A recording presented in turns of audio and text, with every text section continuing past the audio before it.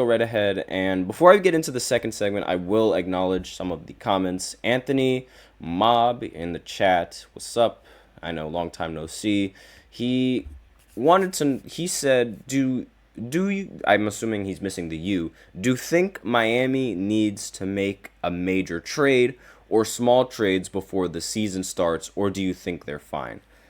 I think that they should wait until next season because right now I don't see the. I mean, you could try to win now with the Miami Heat, but the big problem with winning now is that Jimmy Butler is most likely not going to look to re-sign in the next year. I don't think Jimmy is re-signing with the Miami Heat, no matter how well they perform. I think his mind is already made up that he is not going to sign an extension going into free agency, not this year, but next year. So if they were to do a trade, I think it would have to be a really big one to try and convince Jimmy Butler to stay. But if that's not happening, I don't think they should bother trying to trade right now. And, I mean, they could try and see if they can do anything to try and bring Jimmy Butler back. But there's been reports and there's been the thought process that Jimmy Butler is not going to re-sign with the Miami Heat after this season. So if they're going to do a trade, it's got to be a big one to make Jimmy Butler stay. And if they're not going to do a trade, or if they're going to do a small trade, I think they should wait until Jimmy Butler makes his decision.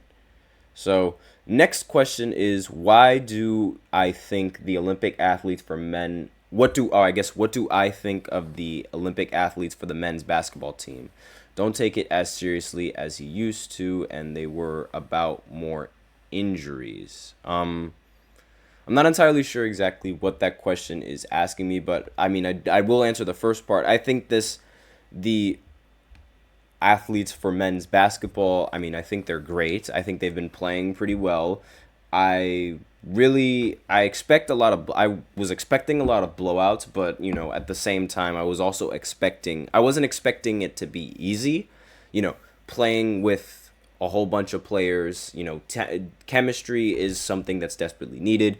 Team USA is also not 100% healthy. Like, they're still waiting on Kevin Durant. So I'm not really as worried as everyone else. So, again, not really worried about the team like everyone else. And then the final question, it seems on the other end of the spectrum when the World Baseball Classic comes up, the baseball players for the United States take it seriously and don't care about injuries. Oh, so you're asking, he's going to clarify it. I apologize for messing that up. It's just, I couldn't understand exactly what you were asking. So it seems like the NBA athletes for America don't take this as serious as they used to because they were more about injuries than playing hard. Well, in these exhibition games, yes, they probably don't really take it as seriously as the rest of the teams because, they're just exhibition games and they don't want to get hurt for the real thing.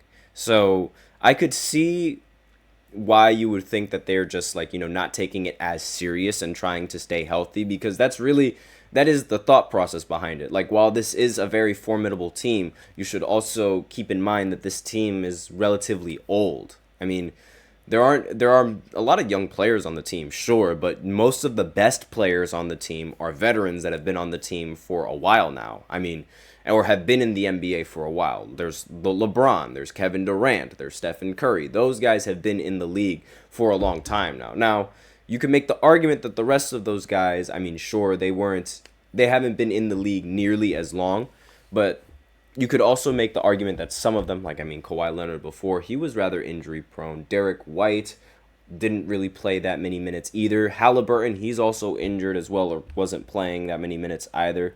So, okay, he's talking about the Olympics in general, not just the exhibition, because the past Olympics didn't really dominate like we used to. Well, that was the last time, America basketball got embarrassed was in FIBA, and I feel like, in general, I don't think that representing your country in the Olympics, at least on the American side, is really it's seen as such an important thing or such a big deal. And it's kind of sad to think about, but yeah, I do feel the same way on how, a lot of these athletes, they don't really seem to care about the rest of, like, representing their country in the Olympics, because they're more focused on keeping themselves healthy throughout throughout the off season, so that way they can have a good NBA season going into the future or going into the next season, and they just completely forget about the Olympics. So I could see that, and I totally understand like where you're coming from with that, and I also do feel that sometimes, these Olympic athletes or these NBA athletes, they really don't want to participate in the Olympics because, they feel like USA's got this. Like, even though it doesn't matter whether or not, like, it doesn't matter who's on the roster, USA is supposed to win basketball, and that's really not how it's supposed to work. He also mentions Mob also has more comments saying, and this is where I wish they would go back to using college kids, but now that's messed up because of name, image, and likeness. Yeah, that's also true, but at the same time, we can't use even if we wanted to use college kids, that would be a really bad idea because the rest of the world has now caught up with United States basketball, and we can't use college kids to beat these, professional Olympic athletes. We have to use NBA players now because, the rest of if you aren't going to be using NBA players, like let's say the entire USA roster doesn't use NBA players. Let's say this roster doesn't use NBA players now. They would have to go up against 69 other NBA players in these Olympics, which again, that's not really ideal for the Olympics now, so you don't want to be doing that.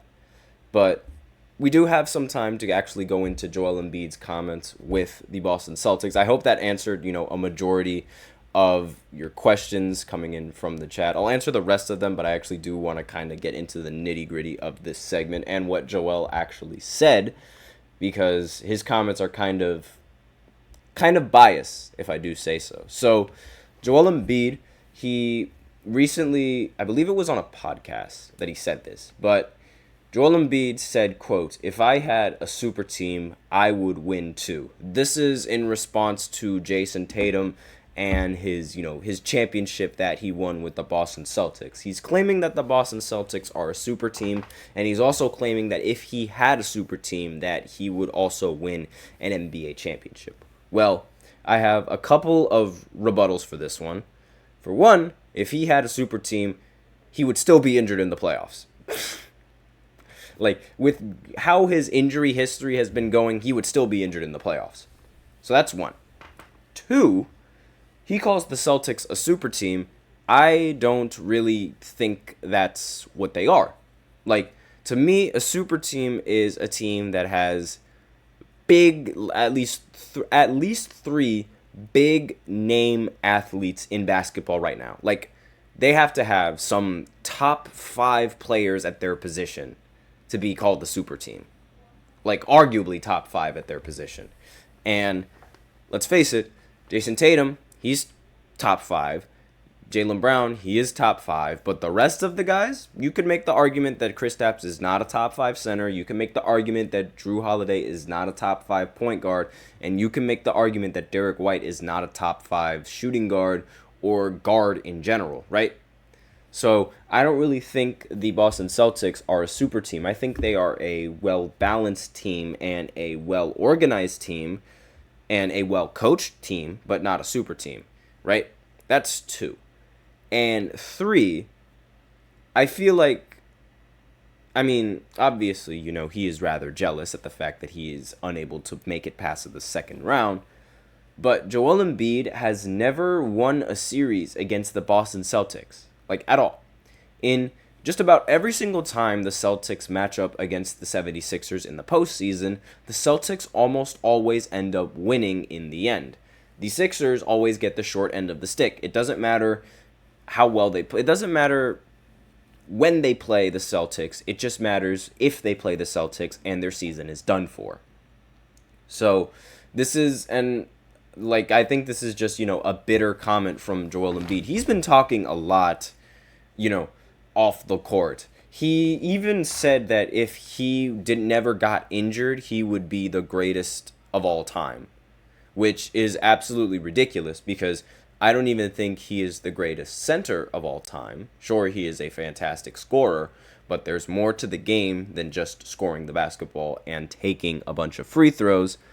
And on top of that, I mean, you can't really call yourself the greatest ever when you can't even make it to a conference finals. Like, a lot of people criticize LeBron, and a lot of people say that he's not the greatest because he was unable to win in the finals. Here we have an athlete that is unable to even make the finals, calling himself the greatest of all time if he wouldn't get injured, which I really feel like, I know it's, injuries, like, it's a mixed opinion, injuries in this league. Like, is it fair to criticize someone who gets injured, or is it unfair to criticize someone who gets injured? I always think it depends on how often they get injured. Like, if you get injured, sure, it's not your fault, but at the same time, if you constantly get injured, I think it ends up being your fault, because that would mean there's nothing wrong with